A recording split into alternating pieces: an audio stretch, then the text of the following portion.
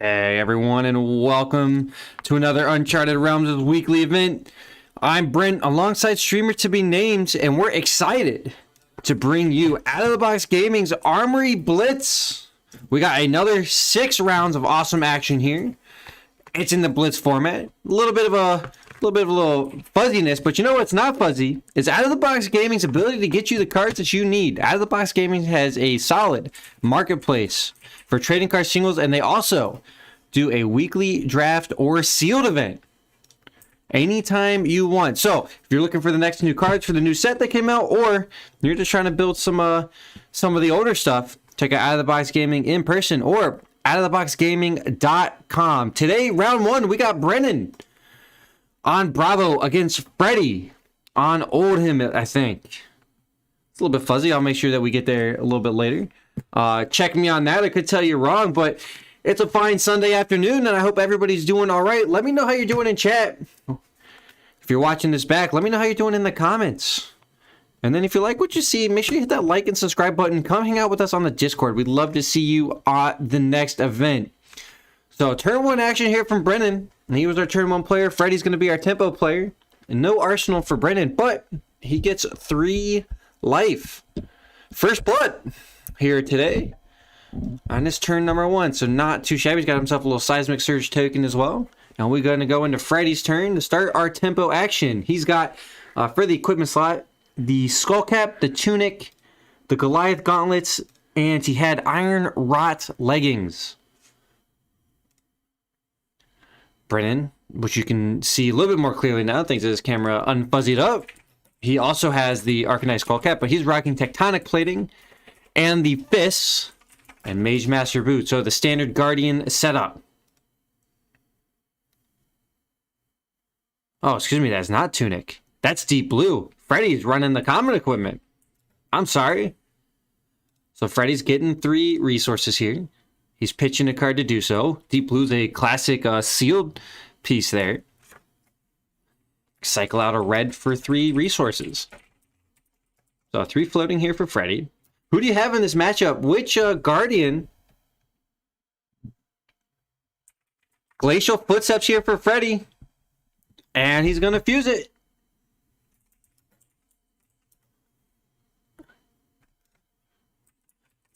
Dominate.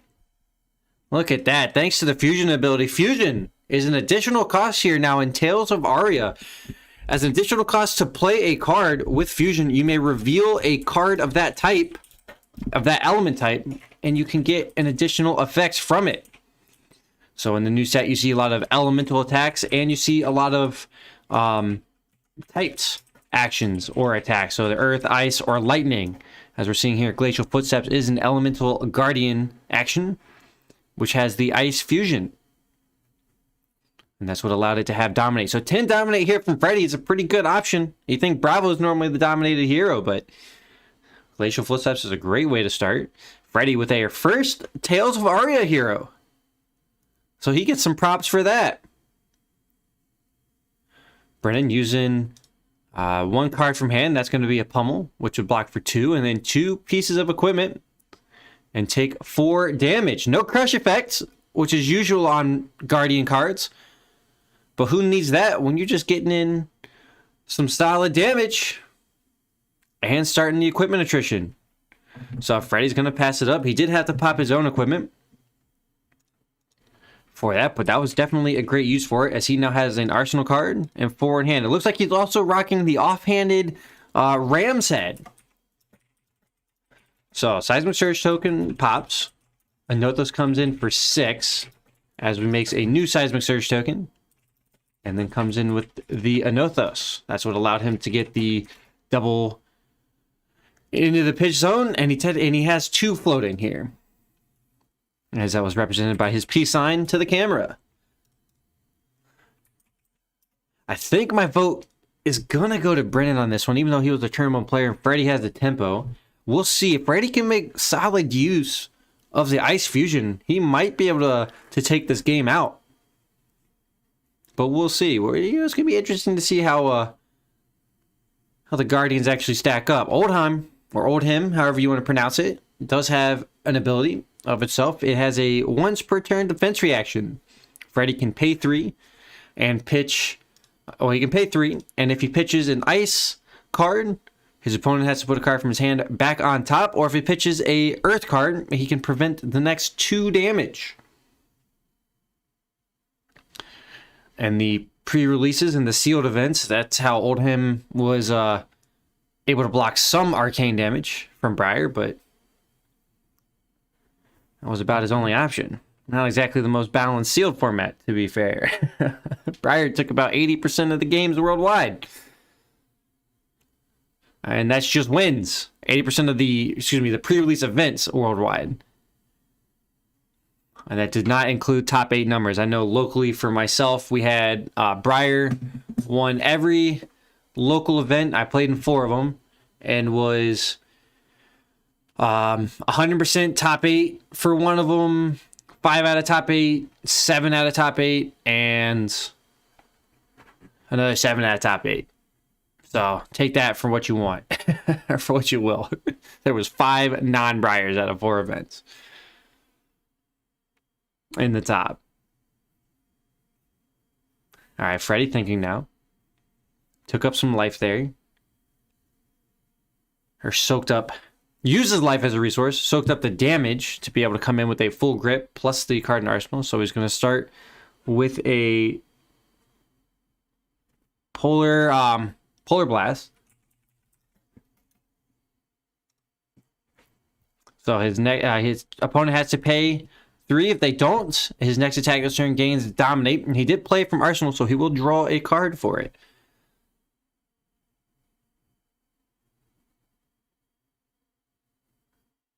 It looks like it was a blue one, so his opponent played 1. Sorry about that.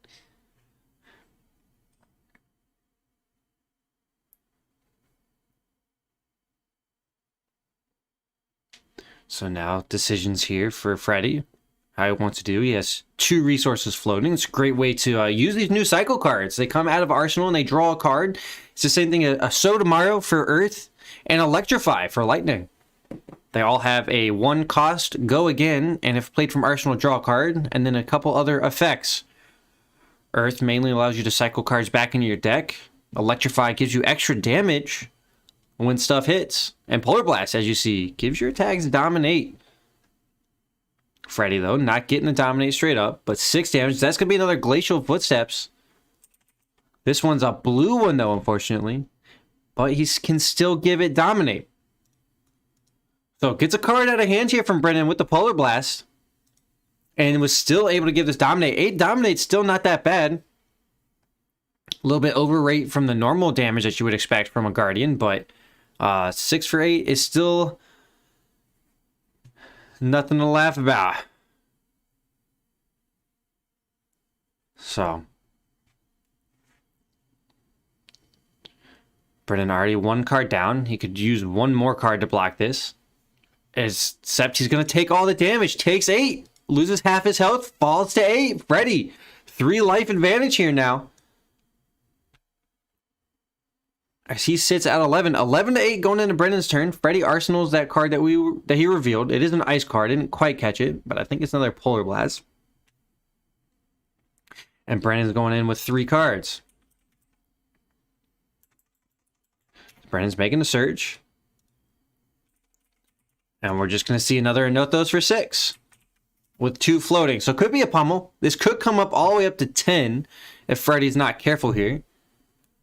Freddy may have to discard a card here. 2 floating is the scary business. When you think that pummel can pump this up by 4. Well, he wouldn't have to discard a card. Excuse me. This is a weapon attack. But he could get this up to 10 damage total. And that would send Freddy to 1. Given no blocks. So we'll see. Freddy still has equipment to work with. His skull cap, though, only going to block for 1. Thanks to the fact that he's above in life. But Freddy's going to block 5 of it. And here's that pummel. As expected. So sends it up to 10. Freddy's looking at 5 damage at the moment. He could still defense reaction for his hero to block another 2 if he wants.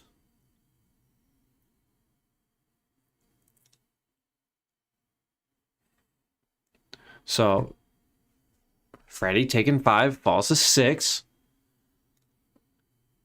He's going to go into his turn. Freddy's going to go to his turn with 2 cards in hand and 1 card in arsenal. So we'll see if he can make use of that. Still has the Goliath Gauntlets to work with. And has yet to block with the Skull Cap. But now Skull Cap is going to block for 2. Alright, Winner's Bite. Pay 1 or discard a card. Unfortunately, it's blue. It's a okay card here for Guardian. The red one's pretty decent, because that forces him to pay 3 or discard a card. Brennan pitches a yellow to pay 1 of it. So at least it's 1 card out of hand there for Freddy. Winter's Wail this time. Comes in for 4 total.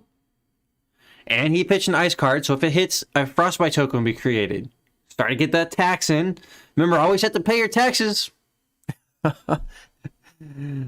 things certain in life, death and taxes.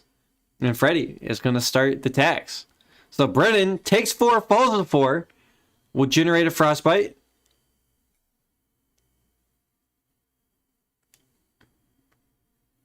I don't think he has one. He might. We're going to use a face down sleeve to indicate Frostbite. So on Brennan's turn, Seismic Surge will pop. Start the turn.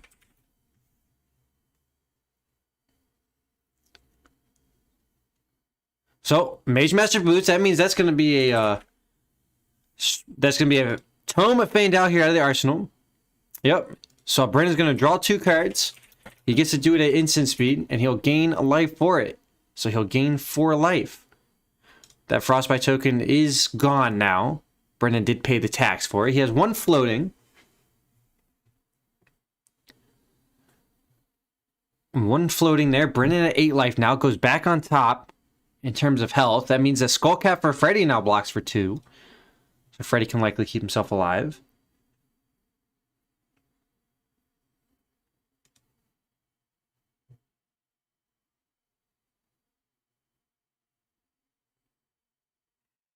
Freddy commenting how that was pretty decent. Yeah, that's a great combination there for Bravo. The Mage Master Boots into Tome of Feigned Out. That's why you see this big beefcake of a man play some wimpy little boots. So Brennan now, 4 cards in hand, and has an action point to do so. 4 cards in hand, 1 resource floating. Surge token did pop as well. Keep that in mind.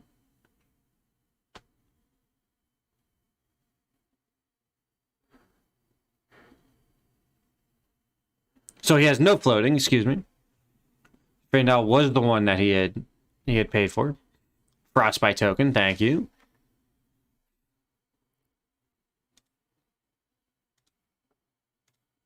So now Freddy's still just getting clarification of the board state there. Brennan in the tank a little bit. Deciding how he wants to do this. His opponent's at 6. A dominated Crippling Crush could potentially get there. So we have a Surge token again. So, but another note those for 6. We've just seen Brennan coming in with hammer attacks. He's not doing anything too crushing or crippling. Just beating away. Hammering down on his opponent, so to speak. That's pretty good. Yeah, I'm here all week, folks. I'm here all week.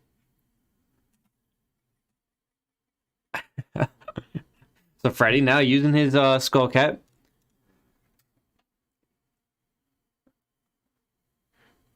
Alright, puts the Skull Cap from it and the horn. The Ram set is not going to block for anything at the moment, but Freddy's putting it out there in case, well, I guess that doesn't work that way. So just blocks for 0, that's okay. You can still throw it up there. And then Brennan, Sigil of Solace, gain another 3 life, going up to 11. So 11 to 5, going into Freddy's turn.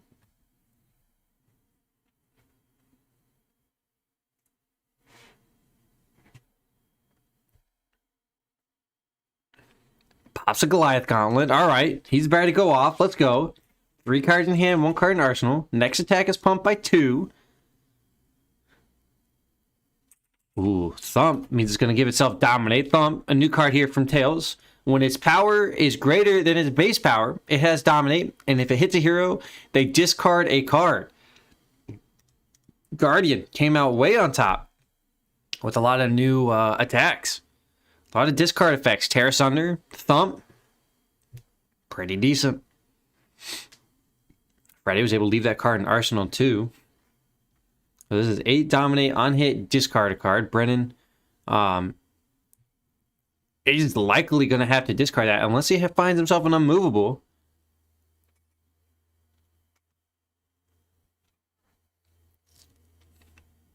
Brennan checks his hand, declares no blocks. We go into reactions. No reactions from Freddy.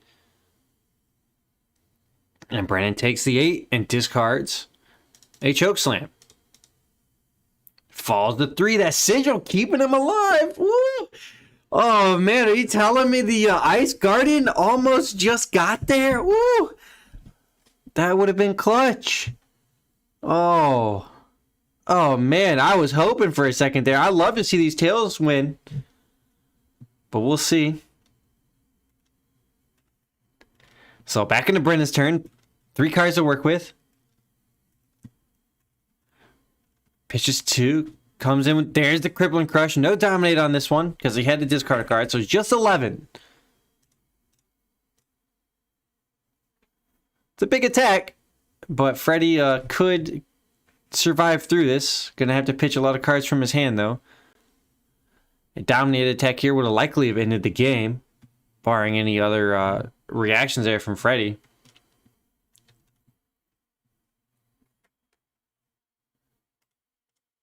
One second here.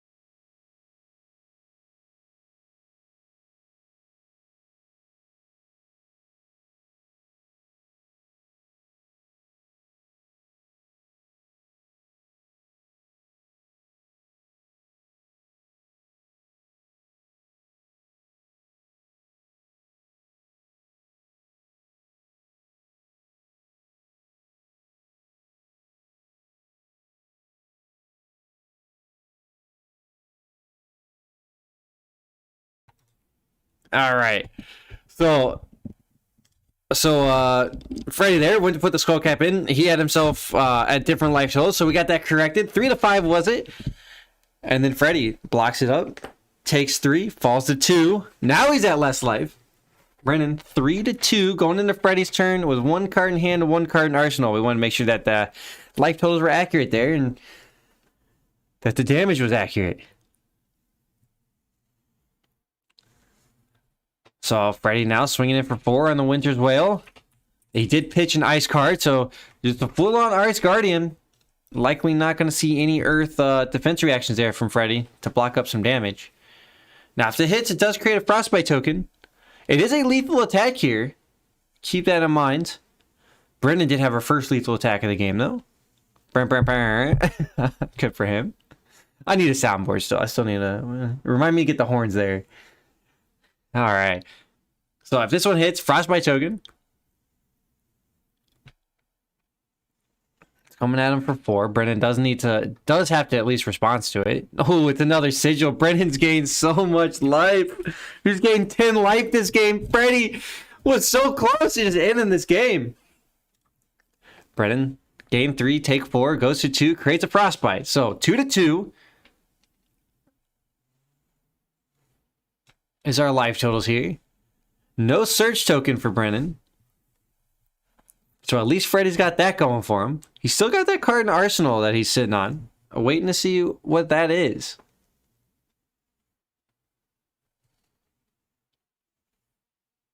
So Brennan gonna go pitch a Blue, make it dominate. Thanks to his hero ability. Did cost 3 though. Thanks to that tax. Always gotta pay your taxes. Ooh, Spinal Crush. 9 dominate coming in.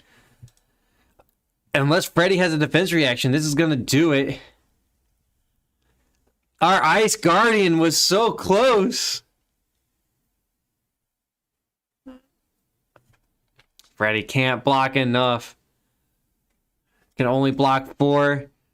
Would take 5 and fall. Oh man, I thought the Ice Guardian was gonna get there for sure. For a second, I thought my vote was gonna be wrong. But no. Brennan takes it in. You know, doesn't make a liar out of me. I called him the victor, and it turns out right. But I was hoping, I had a dream that one day a Tales of Aria hero will win on stream. But today is not that day, so. But you never know. We got 5 more rounds of action coming at you, so don't go anywhere. Round 2 will come at you quick, fast, and in a hurry. Stay tuned, guys. We'll catch you shortly.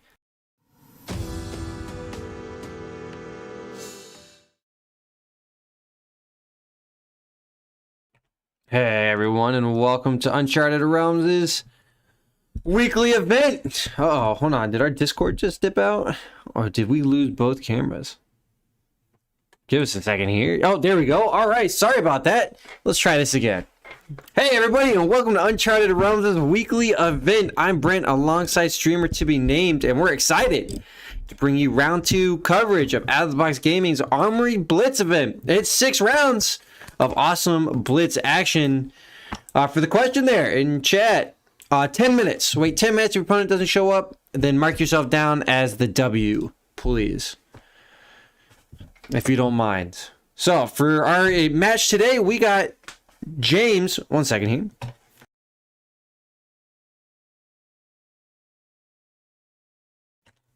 They were actually waiting on me to start it. Sorry about that, guys. Solid production value here. You know, we try to be tip-top the best. Excuse me. But anyways.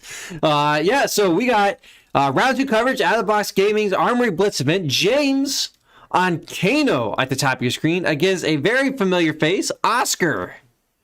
On the Dorinthia, had absolute money on Friday, so according to Oscar, it can only go downhill from there.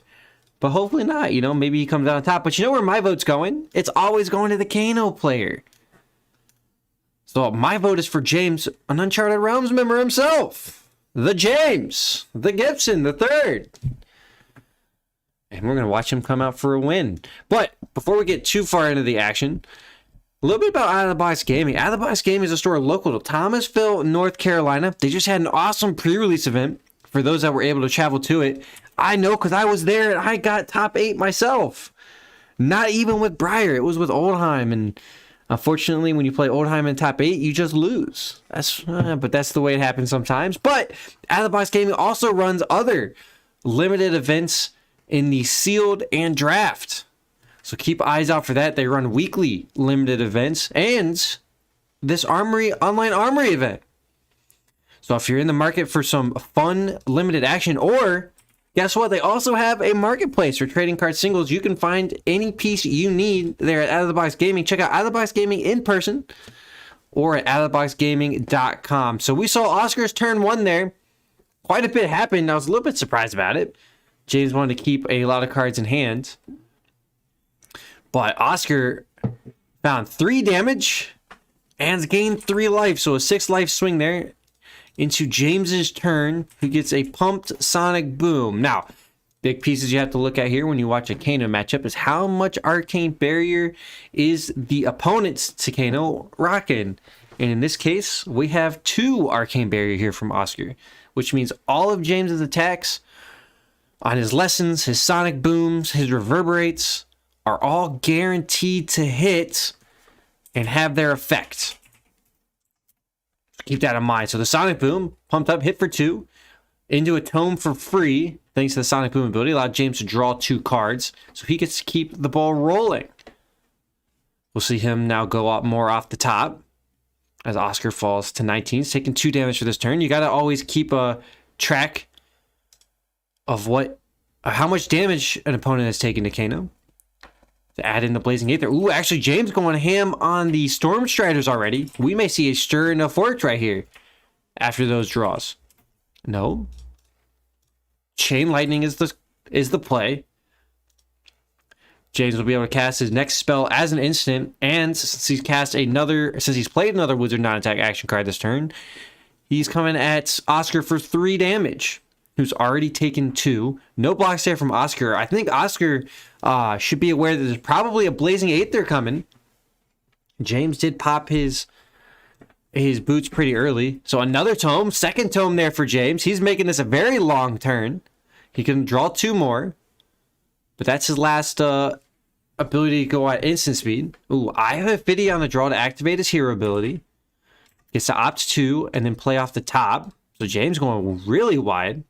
Needs to make a lot happen here, though, because he already broke his boots. So keep that in mind. If Oscar doesn't fall till round 5, James might be in a little bit of trouble. Because he's not going to be able to function on his opponent's turn without going blind off the top with his hero. So keep that in mind. 2 cards there, James is deliberating over. Looks like he wants to put them both to the bottom. Puts both to the bottom there. And takes a look at the card. There are misses here, but that one's a Reverberate. I don't think he likes it because it's a blue one. So spins the 1.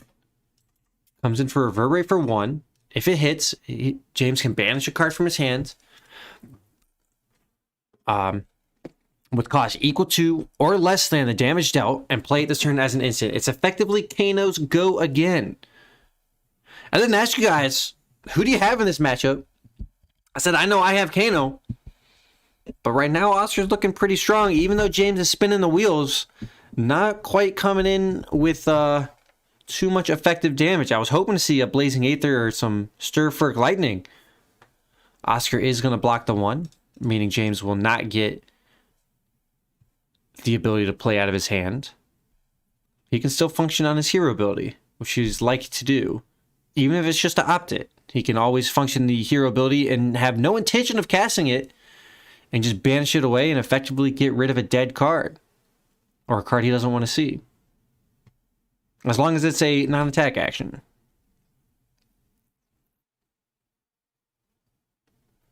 So Oscar's taken 7 damage so far. And it looks like James is going to clean up. You are right, Martin. Oh, not good for the Kano, you're right. You're right. You missed it last night. That's what he had. He would have one-shot Kano again. He almost one-shot who was it? Who was he playing against? Was it Azalea? I believe it was Azalea. He did 18 damage to Azalea on his turn. And almost one shot in Azalea. And he had the absolute nuts last night. And we actually made mention that if that was Kano, they would have died. It was pretty rough. So Oscar here coming in with Iron Song Determination and the Dawn Blade. So that's 4. Oh, you were there, yeah. Woo! Yeah, you know it. It was spicy. Yeah, exactly. You're right. You beat me to it, Martin. Oh, hold on a second here, though. So Iron Song Determination into Out for Blood. 10 over 5. And Oscar's next attack is going to get +2, so it's going to come in for 6 thanks to the Determination on the next one. After Oscar pops his Refraction Boulders and gives his Dawn Blade go again. James falls to 7 and will face down another 6. But at least it's 6 straight up, and James will survive to 1. Ooh. So you pretend I'm into Kano. I know. My heart hurts a little bit to watch this, because I want to see the Kano win. So James, though, incentivized not to block here. But blocks 3 of it. Probably can't function all the cards out of his hand. James does fall to 4. Oscar's going to be able to pass or be able to swing in naked for 4 on his Dawn Blade now. Which is why I would say James probably would be incentivized to go to 1 there. And just keep the cards and try to fire off. But we saw on his first turn, he did already pop his Storm Striders. So that's why he used that 1 card out of the hand to block with. He wasn't going to be able to function it off, and instead comes in with a 6 arcane damage thanks to a pumped Voltic Bolt.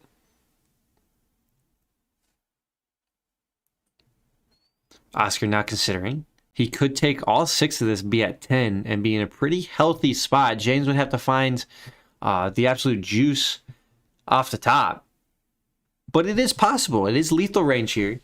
Anything about 12 and under would be considered kind of in range here for James, even without the Storm Striders. It's more difficult to get there without the Storm Striders. So Oscar blocks 2 of it, takes 4, falls to 12. So in the lethal range, but that's all Oscar could block for. And at least James gets 1 card out of the hand there. But we'd have to think that this is probably going to be the last turn, I would imagine. So now James has to make a decision. Does he overblock these Dawn Blades super hard? Well, I don't think that's going to be possible. Now that we see double red, sharp, and steel coming in, and a Dawn Blade swing, not Dominate, just regular old Dawn Blade this time for 10. Woo! James, though, could block this. Could block 3, 6, 9 with cards from the hand. His Skull Cap also blocks for 1. So he could block 2 cards out of the hand and the Skull Cap, get up to 7, fall to 1, and be able to function with 2 cards. Still continue to chip away. I like it. So James blocks 7 of it. Oscar will keep his counters there. So James could have alternatively put that last card out of his hand, or put 1 more card out of the hand, block all of it, and get the counters off. But James wants to keep the chip damage in.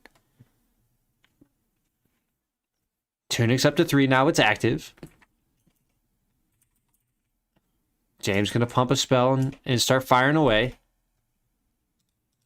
Sonic Boom. All right, here we go. James could set himself up for the win on the next turn. I thought that was going to be it, but not quite. Oscar blocks 2, takes 2, falls to 10. James gets to cast a card off the top for 2 less. It's an Aether Spindle, which means 4 damage. James gets to opt the damage dealt. Gets to stack what he draws. Hold on a sec here, fellas. A wizard. Are we getting some dirty wizard action again? I see. I wish James would still have his Storm Striders right now. Because I can tell you what. Trying to find 8 damage is pretty easy on the Storm Striders. But we might see him pull it out anyways. Oscar blocks the 1. Takes 3. And James will get to opt 3. So he gets to at least see the next 3 cards that he might draw. He needs to set it up for himself to find 7 damage. Hold on to your seats, ladies and gentlemen. Even without Storm Striders, we may see Kano get there. Now, Oscar will be able to go into his turn. He's going to have to pitch to swing with the Dawn Blade. And so if you function the fact that he has 3 blues in hand, he could potentially block 8 damage. But that would be on spells there. So James leaves 2 on top, 1 on the bottom. I would believe that's going to be 2 blues on top there. James is going to have to rock off his wizard ability, off Kano's ability there. So he likely put 2 blues to the top and 1 red to the bottom. Keep that in mind. Kano's ability costs 3 to activate, and James is just going to need straight resources here to come in. Ooh, it was a blue pitch there for Oscar, so he has at least 2 shield. And if James is lucky, those are double reds in Oscar's hand. If James is unlucky, it's double blues. James is not likely to see 4 spells this turn. More along the lines of 3. So we think that Oscar could probably block 6 of it. So James likely just needs to find 13, which a Stir into Fork Lightning could do it. But again, it's going to have to be off the top. James here could alternatively overblock this Dawn Blade. And try to just take these counters off and reset up for future turns. But he did 2 to the top there. So as long as the other 2 weren't just completely straight whiffs. Ooh. So Energy Potion is no block. So James wants to look at the hero ability. Oh, found the stir. Hold on. If that's a Fork Lightning sitting in Arsenal zone, James could get this. Or even in hand. It doesn't matter. Oh, boy. Uh-oh. So stir and a Fork Lightning, it all is one source, and it double pumps itself. The fact that James isn't firing it off straight up means, kind of indicates to me that he doesn't have the Fork Lightning. Because I know James would have just fired that away already. James gonna cast it. One floating. Now James can play a wizard non-attack action card as though it were an instant. If he's got Fork Lightning in hand, he just wins it right here. Oscar would not be able to block enough.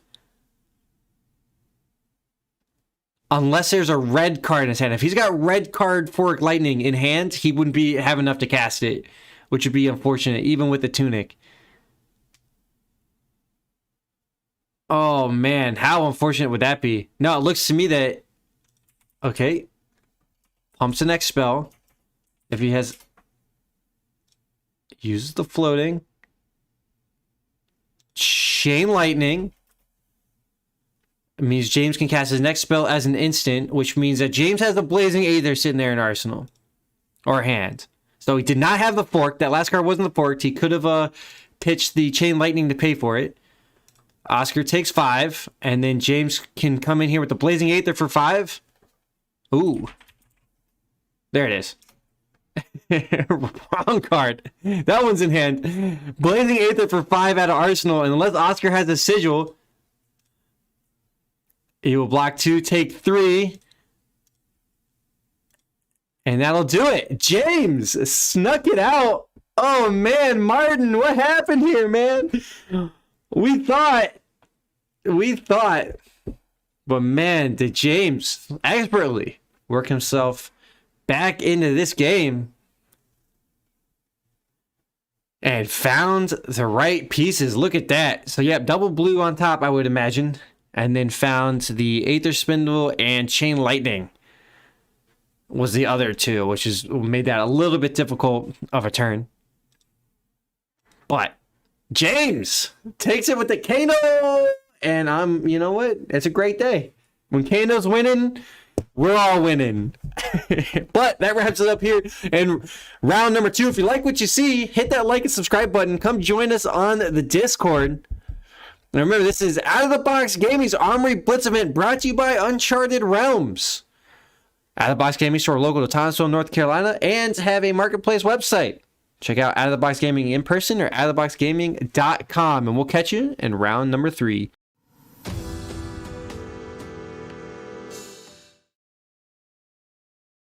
Hey everyone, and welcome back to Uncharted Realms' weekly event. This is round number 3 of Out of the Box Gaming's Armory Blitz. We had an awesome round number 2 watching Kano, James, an Uncharted man himself, take down the hometown hero Oscar. But that was round number 2. This is round number 3, and we got Brennan coming back in from round number 1, and Roy making his first appearance on the stream tonight. Or this afternoon on the Prism. So before we get too much into the gameplay, this is Out of the Box Gaming's Armory Blitz event. Out of the Box Gaming is a store local to Thomasville, North Carolina, and they have weekly limited events in store and a marketplace for trading card singles. They have that online. So if you're looking for some new cards, if you want to update the deck with the new set that came out, or if you want some of those nice cold foils, check out Out of the Box Gaming in person or outoftheboxgaming.com. So, back into the gameplay here. We saw Brennan do a little bit of action here. Didn't get any damage. Just threw out his enchantment there. And we go into Roy's turn, who pops his Dreamweaver, excuse me. This loses Phantasm. Normally you see this on the Herald of Erudition. Now Roy is in a little bit of trouble on this aggro Prism against Guardian, who's going to have 6 powers attacks, but this one does not have Phantasm. It is a 7 powered, no Phantasm now, thanks to the Dreamweavers. And on hit, it'll go to the soul and create a shield token. Roy's going to rely on the back of those shield tokens quite heavily in this game. Brennan falls to 13. Yep, falls to 13 after taking 7. Roy does have go again, thanks to the fact that there's a yellow card there in the pitch zone, and he's going to try to come out with some more spicy action. But Phantasm there, fellas, something you got to keep in mind or keep an eye out on is that the Guardian has 6 power attacks, and Phantasm reads if it is defended by a non-illusionist attack action card with 6 or more power, you destroy that attack action card. So Brennan here is going to be able to do that with quite just about all of his cards there in the Bravo, thanks to Guardian having very heavy attacks. Roy here going ham on the shields already on his turn number 1. Came in for another shield, sends his opponent down to 11. So Roy will be able to buy his action point back on his footsteps, but Brennan is going to be able to block all of them at just 1 card. So keep that in mind. Oh, Crippling Crush coming in for 19, thanks to the fact that Towering Titan was out there on the field. Oh, man. It's too bad this doesn't have Dominate. That would have been too dirty. So Roy's going to lose 2 of those Spectral Shields. I would have liked to seen Roy keep one of those Spectral Shields or keep that card in his soul. That way he could still function on his next turn and create a shield with it. And if this hits, Roy's going to have to discard 2 random. I would like to just see him throw out all of the cards in his hand to block this. You know you're not blocking all 19. Just get rid of all 4 cards if you got it. It's potentially he has some auras in his hand that don't block for anything, so keep that in mind. But Roy's definitely not going to be one happy camper after this. Roy might be thinking trying to just race this straight up, but will not likely come out on top. He may be thinking about firing away something like a Genesis or a Merciful Retribution. He's going to lose both shields there. So Crippling Crush right now, as it looks with no blocks, comes in for 17. And Roy has 3 he can block with on equipment. 1 from the Skull Cap, because he's at higher life. 1 from the Vestige. And 1, if he pays for it, from the Footsteps. But the Footsteps would destroy itself. And he kind of needs those. Roy most definitely needs those Footsteps in this matchup. So hopefully he doesn't throw them in there. The fact that Roy's thinking about this means that he either has some auras or is heavy on defense reactions in his hands. It's kind of what that indicates to me. Considering what his next turn looking like, and I would have to tell you, Roy, that your next turn probably looks like nothing. Go ahead. Go ahead and just block. I think you'll come out on top doing that. For those of you that play the fantasy football, I got the Washington defense still in there, and boy, they're taking points away from me. That's American football there for you. None of this old pansy kick a ball around type of thing, but the real man thing. But Roy, no blocks there. Took 17, fell to 3, and discard 2 cards. It's Phantasmoclasm and Celestial Cataclysm. Don't need the Celestial. You probably won't get 3 cards into the soul there, Roy. So that was a solid discard. And Roy has 1 card in arsenal and 2 cards in hand. Command and Conquer for 6. Now that's a card without Phantasm. So that's pretty decent. The only problem, though, is that Roy's sitting at 3. And he's staring down a hero that can make dominated and crushing attacks. Brennan, no blocks there. Going into reactions. No reactions there from either player. Brennan falls to 5. So Roy draws up the 4 cards, 1 card in arsenal, 5 to 3. But Brennan can make a dominated attack here. Making a Seismic Surge token. Uh-oh. This might mean that Brennan's attacks weren't super crazy, but could have a pummel. We'll see if Roy respects it. I don't know if Roy could even could respect this. think he probably still just loses. I think he loses if he does respect it and loses if he doesn't respect it. And Brennan has it. So a little clarification on what the surge token does. Beginning of his next turn, Brennan will get one less cost on his next attack action card. So we'll see if Roy considers pummel here. He's indicating he wants to put the skull cap in front of it for 2, and then looking at other cards in his hand. I think you do have to plan for the pummel here, but Roy blocks for 5, leaves himself open to the pummel, and Brennan, no reactions there. Roy, a guessing man, gambled correctly. And Brennan will gain 3 life, go up to 8. But Roy snuck out of that turn.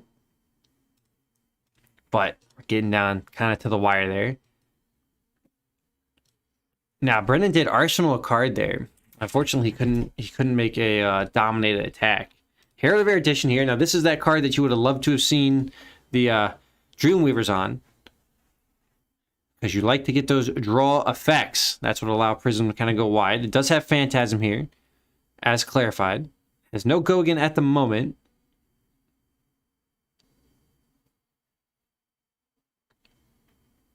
But it wouldn't even matter if it has go again if it gets popped.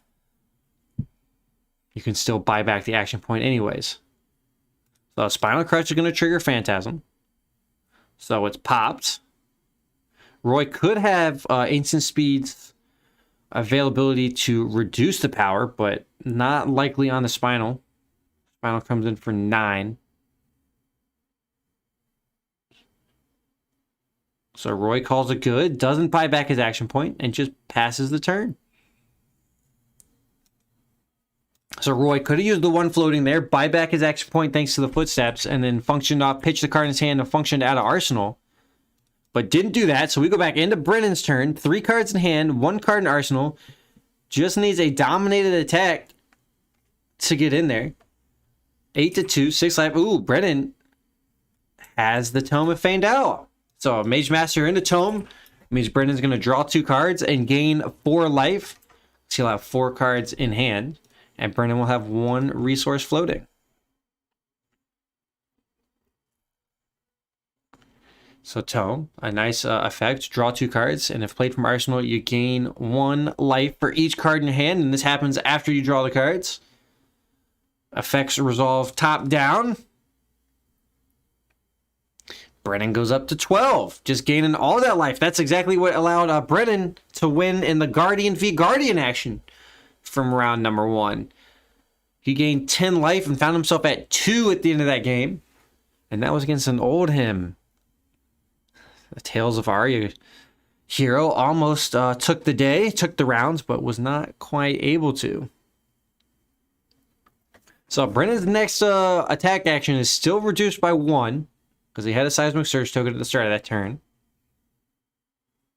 He's got 4 cards to work with, a full grip, so to speak. Not too shabby. I'll pay my equipment for... I'll use my equipment for 4 life and a full grip.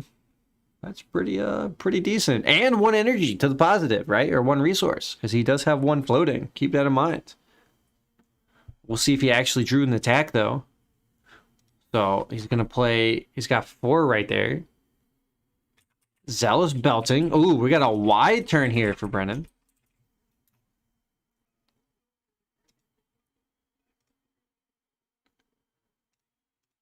So it has go again. So it has go again thanks to the fact that Choke Slam is in the pitch zone there. Because when there's a card in your pitch zone with power greater than Zealous Belting's base power, it has go again. So 5 go again. If Brennan wants to block this and needs 2 cards out of the hand. I'm a little bit surprised Brennan is not making these dominated. But he's going to come in with a disable. Yellow disable. If it hits for the crush effect, which doesn't matter because Roy's at 2, he would lose his arsenal to the bottom. So Brennan here made the tech choice not to give his first attack dominate. He could have. So Skullcap plus the shield. It's going to be 7. Takes 1. No crush effect there. Roy falls to 1. Has 1 card in his hand. He blocks 2. And then spends 2 to get the soul shield. So passing it back to Brennan. Brennan's going to have 4 cards to work with. No seismic surge token on this one. All he needs is 1 dominated attack. Now, to be fair, though, Roy, if he's sitting on a Arclight Sentinel, could respond to the Bravo ability by playing out the Sentinel and eat up the dominated attack. But that is not exactly a long game proposition.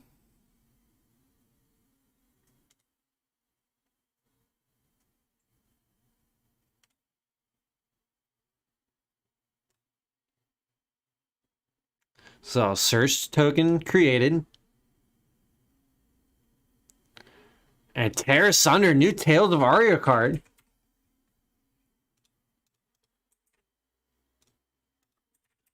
So, Tear Asunder, nice new awesome card. Gains +1 and dominates your next Guardian attack. If it hits a hero, they discard 2 cards. And this is a Guardian attack coming in. The Enothos coming in for 7. Dominate, discard 2. This should do it. Well, Roy could have another Soul Shield, to be fair. He could have Soul Shield and use his Vestige there to stay alive.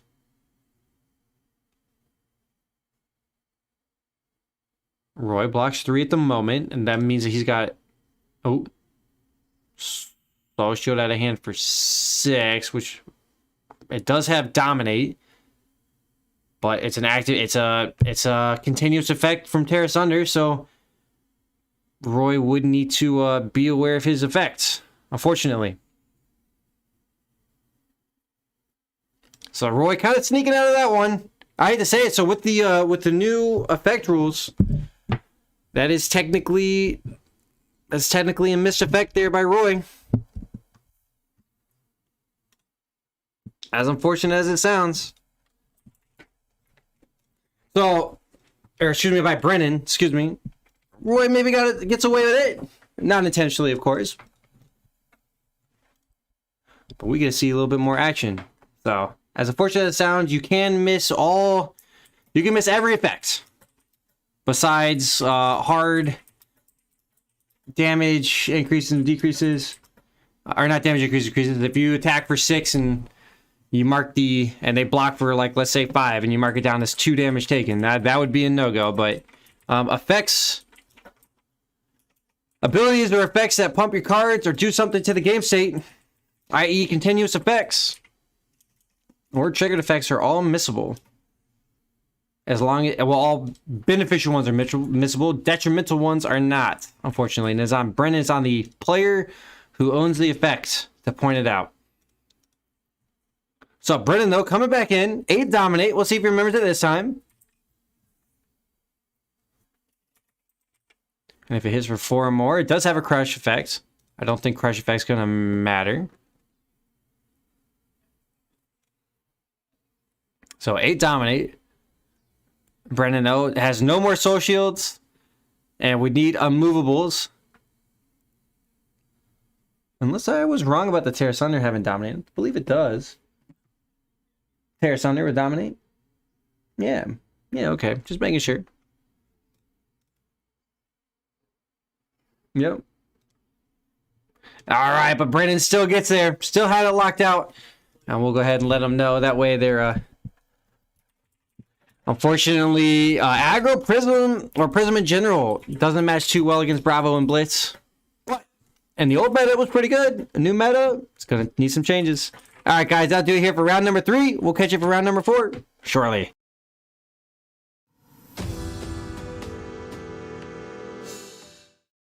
Hey everyone, and welcome back to Uncharted Realms' weekly event. We're in round number 4 of Out of the Box Gaming's Armory Blitz. Out of the Box Gaming is a store local to Thomasville, North Carolina. They have in-store limited play and a marketplace for trading card singles. So if there's a piece you need for these new decks, Speaking of new decks, Briar, if you want to build it, check out Out of the Box Gaming in person or outoftheboxgaming.com. Round 4 means that this is halfway there. Living on a prayer of our Armory Blitz event today, we have Arthur gracing us with his presence for the first time today on Briar, and Brennan back again. We've seen him for 3 rounds now. Only missing him in round number 2 on this Guardian. Brennan was turn 1 player, and he just made a Surge token and passed the turn. Didn't want to give his opponent the opportunity to cycle some cards out. Now, against Briar, though, I would have liked to see Brennan possibly send it, because Briar doesn't have a lot of block without Embodiment of Earth tokens. And now we're going to see this awesome new hero out of Tails. And who do you have in this matchup? Do you have the Lightning Briar, is what it looks like, or do you have the old tried and true Showman Bravo, who's a Guardian? I'm going to go with Briar just because I want Briar to win. I hate to say it, but I got to vote for the Tails. I got to vote for Tails. I mean, I technically voted against Brennan in round 1 against Tails, but that was Guardian v Guardian. It doesn't technically count. So we have Ball Lightning into Entwine Lightning, revealing a Lightning. Wow. Surprise. That's a lot of lightning. Don't get struck by it. Oh, yeah, so 4 coming in. If it hits, Ball Lightning's effect will still be active. It's on the same combat chain, so it'll be +1.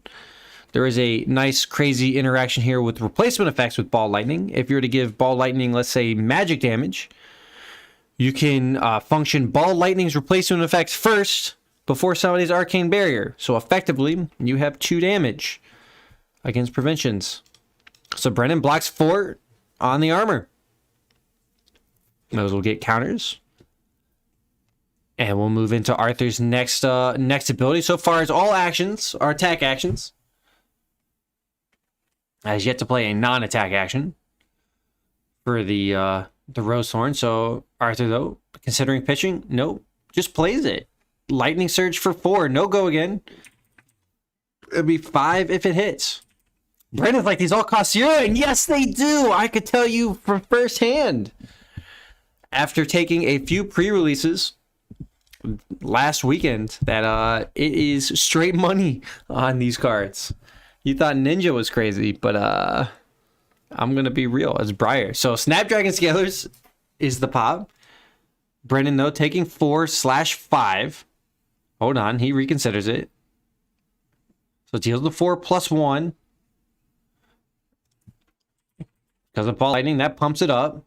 So Brennan takes 5, falls to 15. Arthur, with the first blood, gets the Arsenal card and pass the turn. Technically missed an embodiment token. Brennan's going to go ahead and remind him. There you go. Thanks for the solid play there, Brennan. Great sportsmanship. We like to be casually competitive here at Uncharted Realms. Nobody's playing for anything crazy, and all the prizes are random, so we like to see solid, clean, fun games. So back into Brennan's turn. Has cards to work with. 3 of them, to be exact, and his arsenal. Bravo ability, though, here. So it gives us Dominate. It'll cost 3 or greater. And he's going to come in with the Spinal Crush. Dominated for 9. Look at that. Great attack there. And if it hits,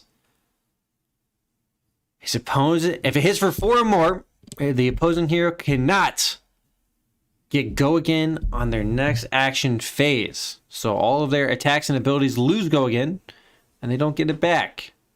So Arthur says he needs to block 5. This is into a dominated Spinal Crush. So he's going to have to use his bracers there. Now, he has the Embodiment of Earth, so all of his non-attack actions can also block for 3. So we'll likely see 1 card out of the hands, because it's Dominate, and the bracers. Unless he wants to take all of it. Or take the 4. All right, so Arthur throws his chess piece and the grasp in front of there to block for 6. Taking 3. Does not get crushed. Aether Ironweave gets counters. Both of them do. The grasp as well. So we got a lot of counter equipment here. Embodiment of Earth is going to fall away here at the beginning of Arthur's turn, as Brennan's still rocking with an Arsenal card and 4 cards in hand. Bramble Spark, awesome ability there. The next attack action card you play this turn gains 1 arcane damage, and if it fuses, gains +3. This would have been awesome to see Arthur have some Earth cards here to fuse this. Could have pumped it up by 4, but instead, it's just going to be able to come in with 2 arcane, and look at Brennan's. He has no arcane barrier. Rite of Lightning coming out of the arsenal. It is going to have go again here because he's going to get 2 arcane damage. And Arthur's going to create 2 embodiments of Earth there on that. So 2 embodiments created, or should. And then another 4 coming at Brennan.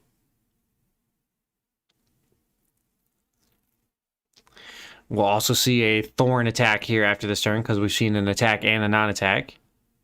Brennan ticks up his embodiments to 2. Potentially up to 3 here with the rights. Oh, I'm looking for some Briar wins. I think there's a solid Earth Briar here. I think Lightning is also pretty strong. But if you can pump up a Stir, a Bramble Spark into a Stir with Earth Fusion, it's pretty good. All right, so Arthur got the 4 in there on the Lightning, and then came in for 2 and 2 on the Thorn. Brennan blocks the 2 physical, takes the 2 arcane, and we're seeing the power of unblocked arcane damage. For those that played in the pre-release, you know all about it. Because who thought releasing a set, a limited set that has arcane damage in it with no arcane barrier was a solid idea? That's okay, though. If you do go to play limited in the set again, even in draft, though, some people are saying that you can get away with it. But in all honesty, play draft as well. Briar is still just as strong. And an 8-man pod with 3 Briars getting drafted, and Briar still take first and second. And just on the back of no arcane barrier. So if you are playing limited, if you go to play at your local store to play limited, recommends to the tournament organizer a token no rune hood to force players to choose between another hood value or 1 arcane barrier, or whatever you guys decide on where it should go.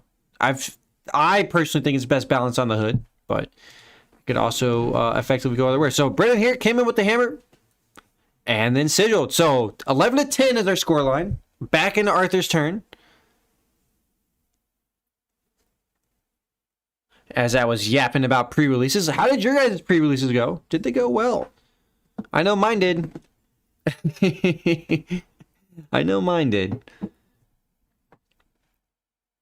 Played in 4 of them. It's actually why I'm actually going to qualify for nationals, to be fair. 1/3 of my points, all in pre-release events. Arthur commenting how the sigil messes up his plans, and I would agree with that. 10 life right now is going to be a little bit out of range there. The +3 is pretty solid. Oh no, Spidey Josh. Tie by. Oh man, that is rough. Oh, I feel for you. But hey, I'm glad you had a great time. I'm glad you had a blast. So, all right, so here we go, though. Well, I was yapping. Weave Lightning and a Ball Lightning. Weave Lightning is going to pump this up by +3. And it's going to give this Ball Lightning go again. No clarification on the Embodiment of Earth. They are gone. So, Ball Lightning is coming in for... Is it only +2 on the Weave Lightning? Is that a yellow? Or maybe I'm just crazy. The yellow Ball Lightning, excuse me. That would do it. So, Brendan blocks 5. And then Arthur comes in with the Rosetta Thorn for 2 and 2. I'm glad you had a blast, Spidey. Where were you play at? Where are you local to? / hailing from? I do a whole bunch of sailing, so hailing is a common thing. Arthur arsenals a card, passes away, 11 to 6, still has a life total, looking pretty commanding in this game. In fact, you could say he's crippling his opponent's turns. Oh. North Alabama. All right, you want to give a shout out there to your local game store? Let us know. I like to keep track of where everybody's from and where they're playing at. Sounds like a fun region. At least you're close enough, I believe, to probably make a lot of the Georgia kind of regional events. Maybe, I guess, depending on where. Brennan coming in with the Nothos for 6, thanks to the fact that he made a Seismic Surge token and had another 3 cost higher to pitch. That makes Nothos for 6. Uh-oh, Arthur thinking he's in a difficult spot. He might have came in here with some very small blocking cards. But he's got 11 damage. And Brennan has 2 floating resources. This hammer could pump up to 10. Arthur's calling it as the pummel already. Coming in for 6 plus. If we had to guess. I would think it's a pummel. We haven't seen one yet. Arthur's going to respect it. 1 with the grasp. Wants to take 5. Go into reactions. It's going to be the pummel. It's only yellow, though, so Brennan scoots out of here a little bit better. So takes 8. Falls to 3. But no discard effect. For the win in Florence, Alabama. 10 players. Look at that. Not too shabby, my man. That's okay. You keep growing that scene. I think you'll have more as well. The callings and the national events are giving great optics to an awesome card game. As Wizards of the Coast keeps shunting people away, Flesh and Blood keeps soaking them up. So it's awesome. So Arthur, speaking of awesome, starting with Weave Earth into Earthler Surge. So the next attack is going to be pumped up by 8. If it's fused, it gets pumped up to another one. So yep. So 4 plus 5 is 9. 9 pumped, 1 arcane. With embodiment lightning. 12 total with go again and 1 arcane.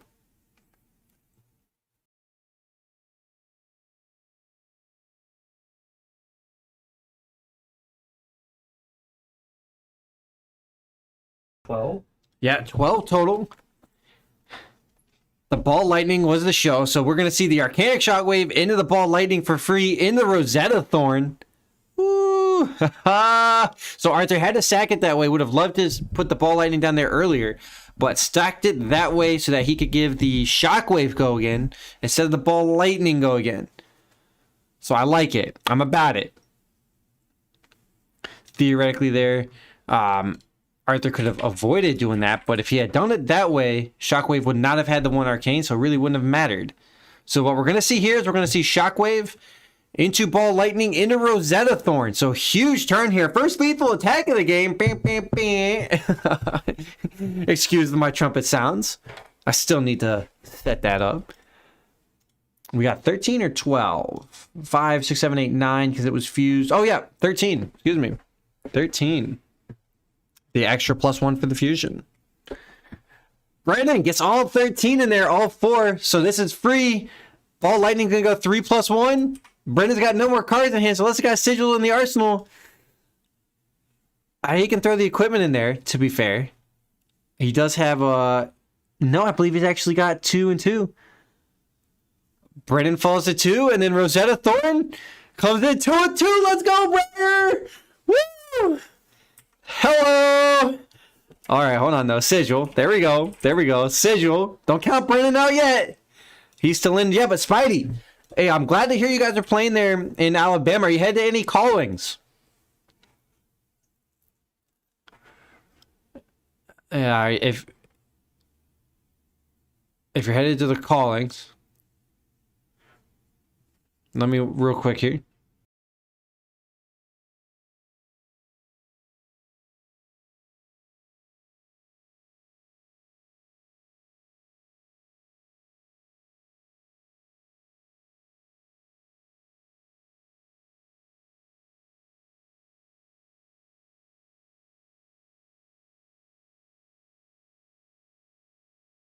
All right, there. They just want a little bit of clarification on the lives and the blocks. So being able to block the Skullcat. Brendan falls to 1. Or hold on. Sigil 3, blocks 1, 4. No, doesn't take any damage at all. Excuse me. 3 to 2. He takes 1. But he gained 3. So he took 2 arcane, but gained 3. So went up 1 to 3, and then Yeah, I had his left. Yeah. Okay.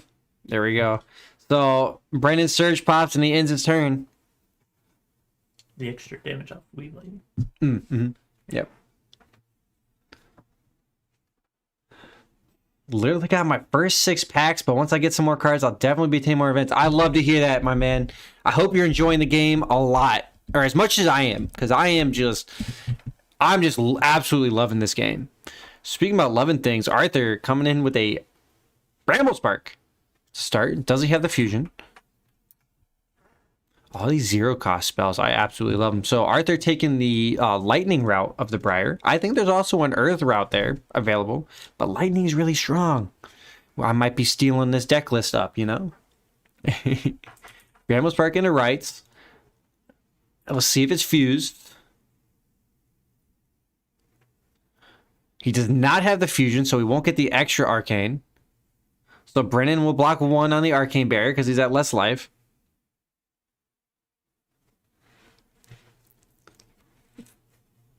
If Arthur could have used it, he could have had an additional damage there. Brennan blocks 3.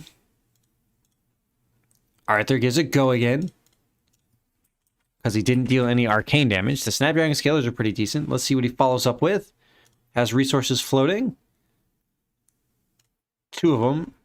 Arthur thinking he misplayed it. I think I kind of agree. I think he just needed to get the arcane damage there. Force Brennan to pitch another 3 to the skull cap to stay alive. But as long as he can come in with another attack, still a Thorn on 2 and 2 would likely do. Would at least get 2 more cards out of hand. So if he just comes in with the Thorn, Explosive Growth will also do it. 1 arcane damage.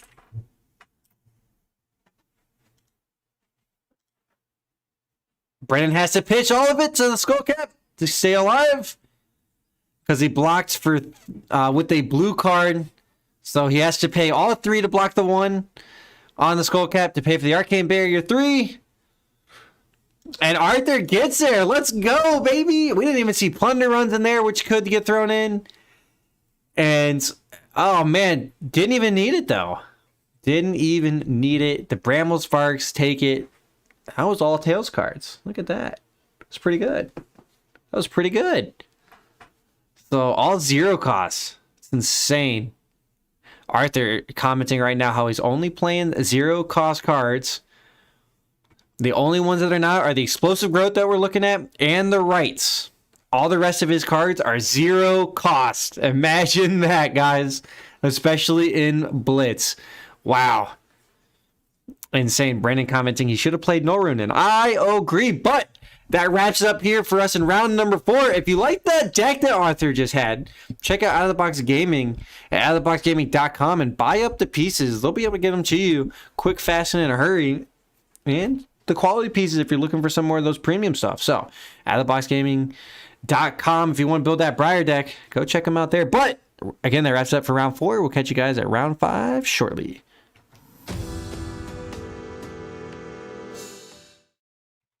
Hey everyone, and welcome back to Uncharted Realms' weekly event. We're in round 5 of Out of the Box Gaming's Armory Blitz. I'm Brent, alongside streamer to be named, and we're excited to bring you this coverage from Out of the Box Gaming. Out of the Box Gaming is a store local to Thomasville, North Carolina. They specialize in-store play. They have a weekly sealed events going on, and they have a marketplace for trading card singles. So if you see this deck Arthur's rocking and you go, hey, that's clapping pretty hard, I want to build it up, check out of the Box Gaming in person or at outoftheboxgaming.com, and you can get the cards that you need. They will get them to you quick, fast, in a hurry. And they got them premium stuff there too. So if you're looking for those cold flows, check them out. Outoftheboxgaming.com. So into our gameplay here, I mentioned a little bit. We got Arthur on the Briar. It's a Lightning Briar. And we got Jonas on the Ira, the tried and true Lady Ninja. So Jonas is going to be our turn 1 player. Arthur's going to be our tempo player. That's okay, Adam. Sounds like you got there. All right. So Jonas coming in. I didn't catch the attack. I can't see it. Can you catch that? Pounding Gale. Yeah, there we go. Thank you. Pounding Gale coming in for 5. Arthur blocks 6. And both players will draw up after Jonas arsenals a card. And we'll go into Arthur as our tempo turn player. Even life totals here. Tunic, though, for Jonas up at 1. Has the advantage. Jonas is playing a little different than our last player here. Brennan played the Guardian with only the Arcanite Skullcap as his arcane barrier. But Jonas here is rocking the Null Rune Gloves. I think that's a great tech choice here against the Briar. So we'll see how this functions against Arcane Barrier. Who do you have in this matchup? Do you have the Briar or do you have the Ira? I know we have a lot of Ira fans in here, but I think I have to vote for the new hero. I'm not necessarily voting power. I'm just voting flavor today. So Arthur coming in, Ball Lightning for 2. 2+1 if it hits. Jonas blocks 2.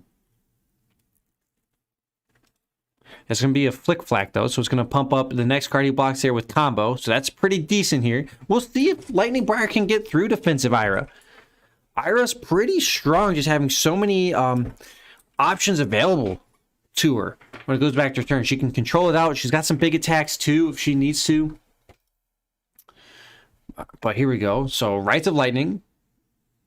He's going to fuse it. So 1 arcane damage. So a 1 for 4 attack plus 1 arcane.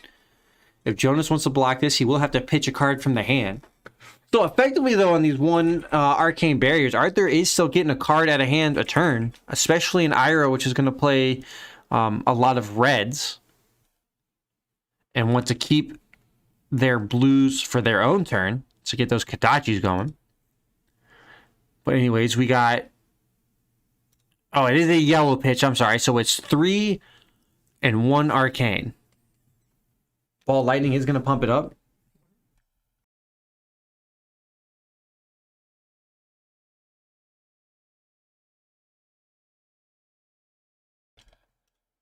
So Jonas takes 2 on the arcane thanks to the Ball Lightning replacement effect there. Pumps up by 1. Takes 4. Hold on, that I actually have to correct.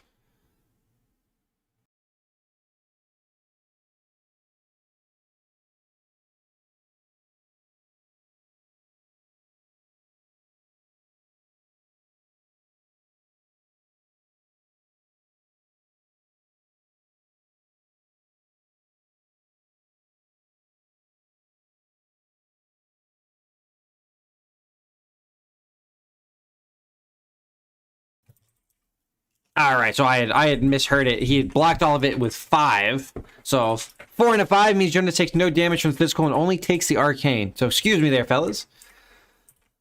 Ladies and gentlemen, don't want to discount half of our potential viewing audience here. I know there's one lady who's watching. Hi, Kat. How are you doing? Now Arthur coming in 2 and 2 on the Rosetta Thorn. Jonas takes the 2 arcane and blocks the damage. Blocks the physical, excuse me. So in a Jonas's turn, not going to have a lot of cards to work with. And should be 20 to 18, yeah. Or excuse me, 20 to 16. He took 2 off the Rosetta Thorn. Oh, I'm glad you're doing great, Catherine. All right, so Jonas coming in, 2 cards to work with. Pitch the blue. Kadachi into Command and Conquer for 7, thanks to the +1 from the Ira ability. So what do you think, Catherine? You like the Briar that we were talking about last night? Or do you like the Ira, the tried and true, the ninja, the queen of 1,000 cuts? Arthur staring down 7, blocks the first Kadachi with his grasp. Arthur not sure he wants to take that. I agree, that's a lot of damage. Does have 1 embodiment to work with. Thanks to the Rites of Lightning, getting its arcane damage in. Arthur throws 2 out there. Will block for 7. Weave Earth is a money non-attack action card that blocks for 3.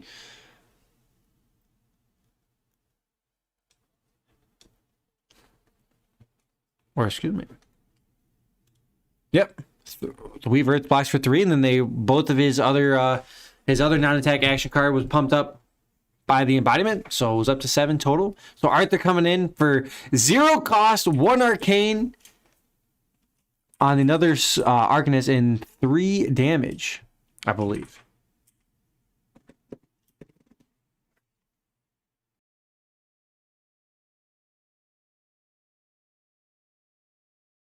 It's gonna be 4 damage. I keep shorting that card for some reason. It's just money. It's 0 for 4 and 1 arcane. Oh my god. I keep shorting it though. I keep thinking it's 3. It's probably because I played with the yellow ones in the pre-release. Alright, so Arthur gets to go again. Jonas took the 1 arcane, fell to 15. It comes in with a red lightning surge for 4. Another 0 for 4. Shockwave though is a 0 for 5 most of the time, especially if you're playing Lightning Briar. Kat, I never heard who you had in this matchup. Do you have the Lightning Briar or do you have the Ira? Oh, here we go. Ira is strong, but I think Briar is going to get there. Wow. You're abandoning the ninjas? Oh, the dishonor. The shame. Nah, it's okay to switch heroes. Go for it. So Jonas took the 4 down to 11. Starting at his turn, his Tunic is up to 3. And then we got the usual Kadashi action about to start. Arthur takes the 1. He takes some damage now. Down to 19. And Jonas comes in with that second Kadashi for 2. Arthur takes a 2. It means the next hit, Mask is gonna trigger. Uses the Tunic mana. Oh, pitches a flying click. To play a flying kick with the Tunic mana for 7. Oh, and this will trigger Mask if it hits. Oh, Arthur takes the 7, falls to 10. That must be a spicy hand he's brewing up. See if Jonas remembers the Mask. He did not remember the Mask trigger, but that's okay. He still draws up 4. Just missed an Arsenal card there, because he did not have Go Again and had no more resources available.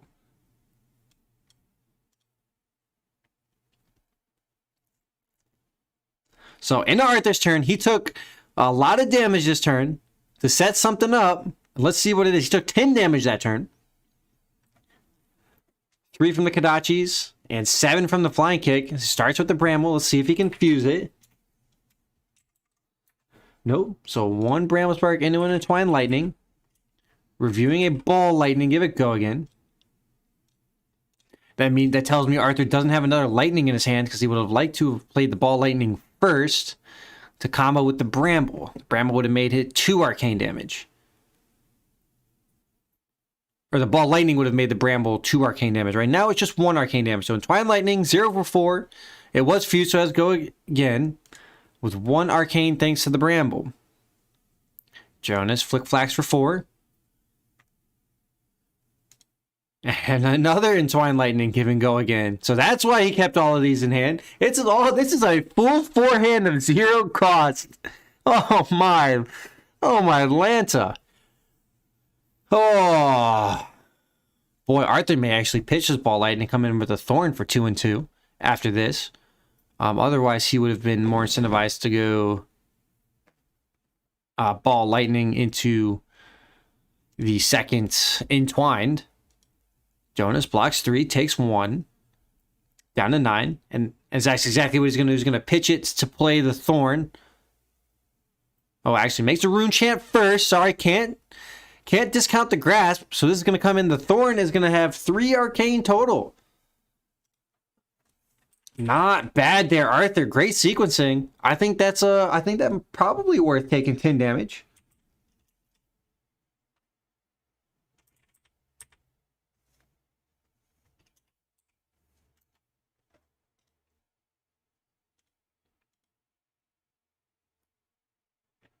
So 2 arcane, 2 physical off the Thorn, 1 arcane off the Rune Chant. So Rune Chant technically goes first, and then the Rosetta Thorn 2 behind that. All separate layers. Doesn't matter for the embodiments on that, unfortunately. Arthur updating his embodiments from the Entwines that hit. So 1 off the Bramble Spark hit, 1 off the other Entwine that hit for 1. He's sitting on 2 embodiments. And coming at his opponents for a total of 5 damage right now. Jonas though sitting at 9. He can still function off on here. He pitches a red to prevent 1 arcane off the rune chant. Takes 2, so falls to 7. And then blocks with his mask on the physical. So that'll close out Arthur's turn. And we'll move into Jonas's turn, 10 to 7. And Jonas is going to have... should be 2 cards in hand, because one of those came out of Arsenal, I believe. I could be wrong. He might only have the 1. I'm trying to remember. It was a long turn.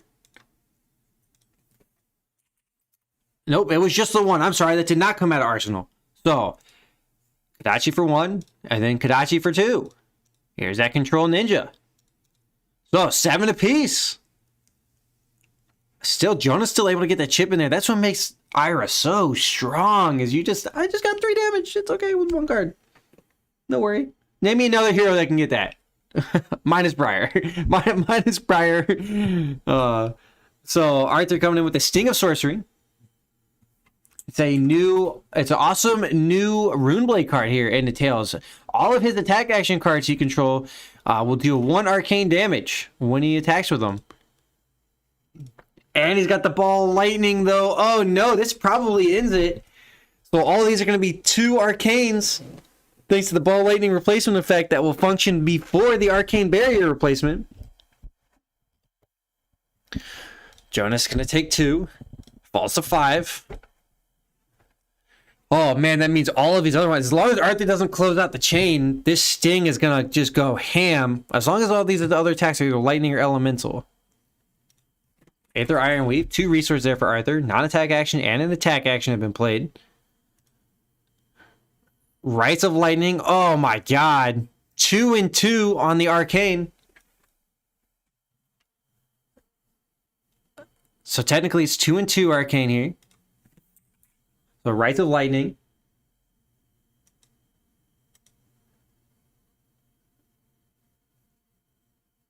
The ball lightning pump effect here.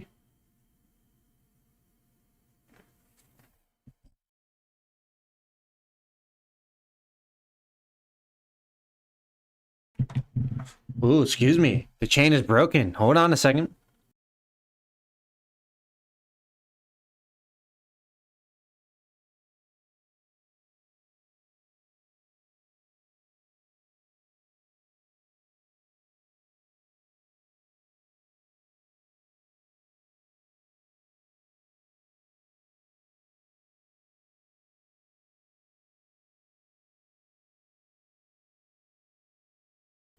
All right, there, a little bit of clarification. The ball lightning was in the graveyard because the Iron Weave was an action. Great catch there. Good job, guys, that were yelling at your screen at me that I missed it as well. So it's 1 from the Sting, 1 from the Rites. No additional ball lightning effect. We'll go ahead and get Rites up there on your screen coming at you. It was fused. Arcane damage has already been dealt this turn, so it does have go again. There we go. So having that 1 arcane damage thanks to the fusion. Has to go again thanks to the arcane damage. Jonas blocks the arcane. Prevents 1, takes 1. Falls to 4. I would have loved to have seen the ball lightning still out there. That could have been 2 and 2 on the arcane and just about in that game. I don't know what he has in hand though. Let's see what Arthur has in hand. He has 1 resource floating, 1 card in hand. We know what it is because he showed it. Oh, it's a Weave Lightning. Oh, I would have loved to have seen him not close the chain there. But still a great attempt. So 1 on the rune chant and then 2 and 2. And Jonas can't block it. Doesn't have enough. And Briar. Look at that. Takes it there again.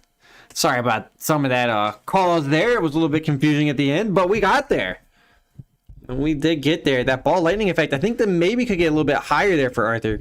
If he doesn't pop his Aether Weave and waits on that one, I think he could still do the same thing. Potentially not though, because I don't think he'd have the fusion. Something to think about. It's interesting. I had to go rewatch it.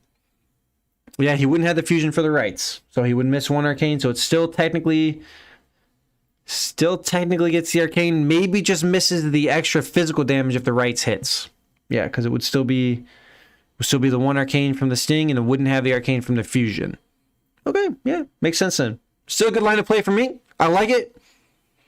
Arthur, close it out here in round number 5. That means prize giveaway coming up here shortly. And then round number 6 action, where we're going to see Arthur yet again, see if he goes undefeated. But that'll do it for us here in round number 5. If you like what you see, hit that like and subscribe button. Come hang out with us on the Discord. Come play in one of our events. We'd love to have you, and we'll catch you for the prize giveaway.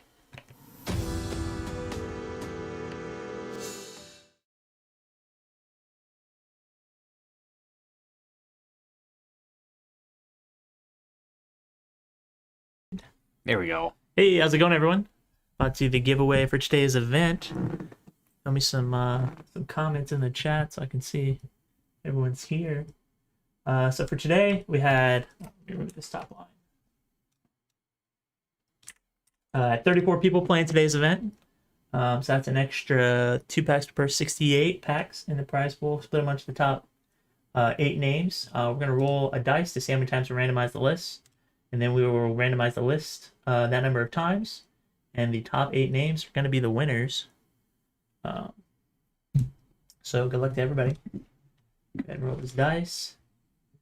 It's going to be 2 times. Oh. That's back-to-back super low numbers. That's 3 then 2. Can't go lower than that. Hello. Timestamp in.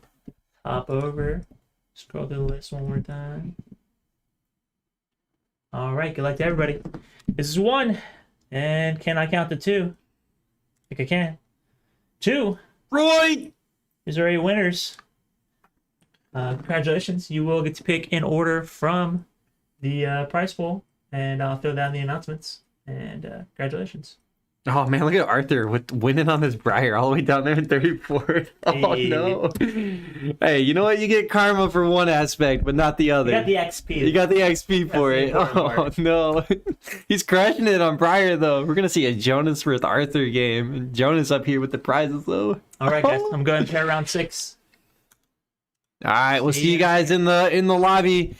Hey, just keep remember, if you guys need boxes or any cards from us, let us know. We can get you guys shipped out boxes, unlimited boxes of stuff, and we can wrap it into your prize support stuff. We'll cover the first $5 or shipping inside the US. So keep that in mind if you need more cards. But see you guys in the lobby. Nice second one in a row. Let's go, baby. I like hearing that.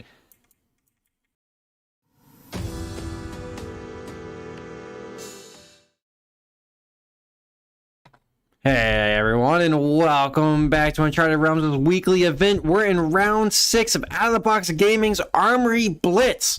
Out of the Box Gaming is a store local to Thomasville, North Carolina. They specialize in-store play. They have sealed events, weekly drafts, weekly limited events, either sealed or draft. I think draft is the hot flavor of the month right now. And they have a marketplace for trading card signals. So specifically, if you like this deck Arthur brought, this Briar, Lightning Briar, check out outoftheboxgaming.com and pick it up for yourself. So we're coming into our game here. John was our turn 1 player. Arthur's going to be our tempo player. John's got no damage in there, but a card in Arsenal. You see Arthur's graveyard there. It means he blocked up a whole bunch, kept himself safe, avoided some spectral shields, but does allow John to arsenal the card. I hope everybody's having a good time. I hope you enjoyed the event. If you're enjoying the stuff, let us know. Give a little shout out and chat for yourself there. But if you like what you see and if you're having a good time, hit that like and subscribe button, and then come join the Discord and hang out with us. Show up to come play in another one of our events. We're on 2 events a week, Friday at 5 p.m. Eastern Standard Time and Sunday at 2 p.m. Eastern Standard Time. Arthur did not like his hands. Just comes in with the Thorn for 2. And that's it.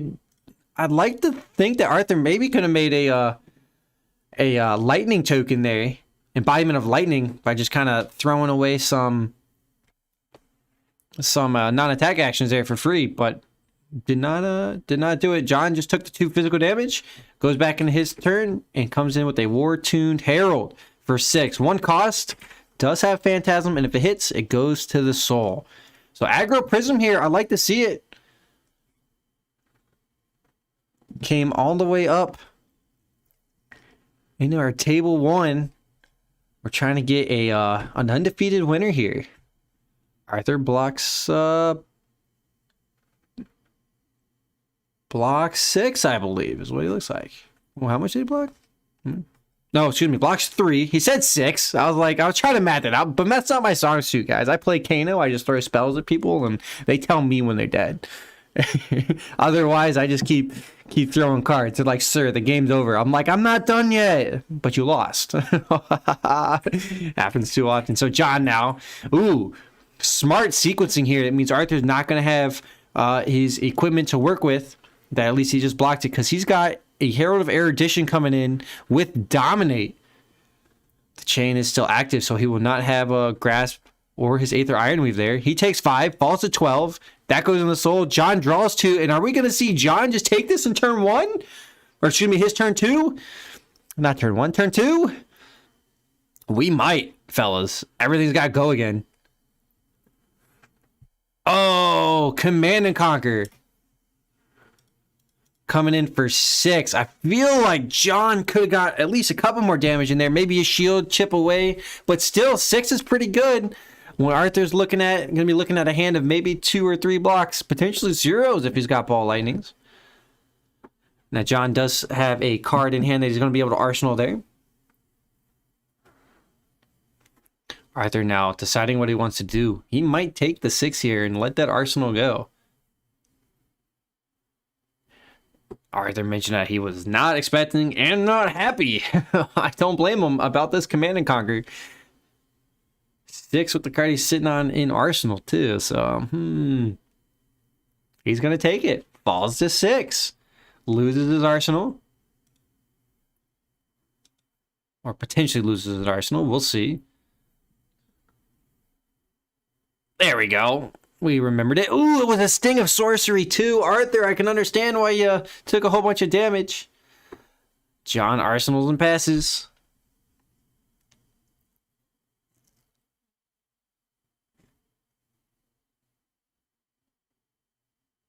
One secondary.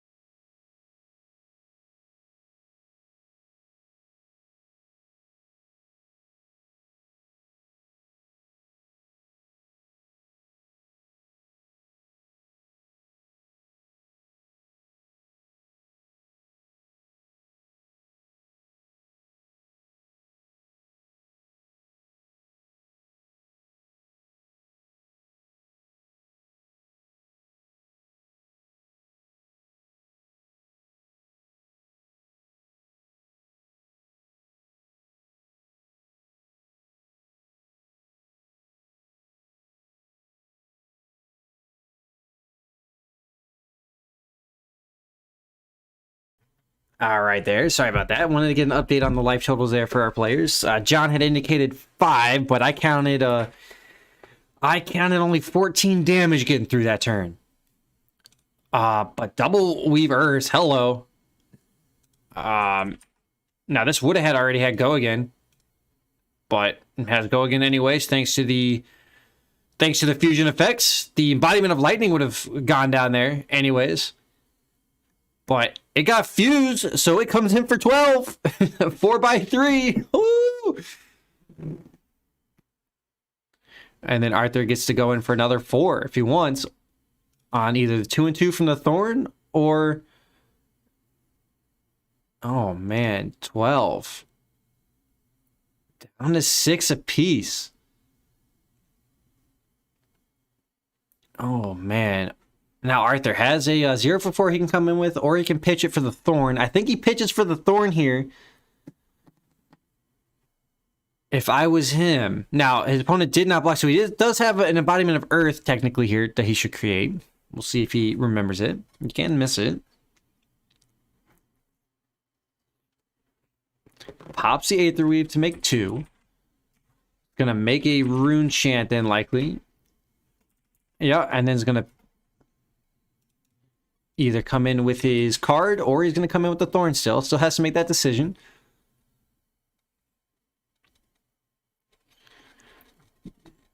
Yep, coming in with the thorn. Smart option. So 1 arcane off the rune chant, and then 2 and 2 off the thorn. I actually kind of would have liked to see the actual attack come in case John had a blue card in hand there to pitch. John takes all of the arcane, then throws a skull cap in there to block the physical. He has that less life, so he blocks for 2. We have a quick round 6 game here for you fellas. Oh, my and lady. There's possibly more out there. How you doing, Cat? Who do you have, Cat? Do you have Briar? He's been a big fan of, or Prism? You've also been a fan of. Crazy business. Now we're going into John's turn though. 4 cards in hand, a card in arsenal. His tunic goes up to 2. That's how quick this game's going, guys. Woo, spiciness.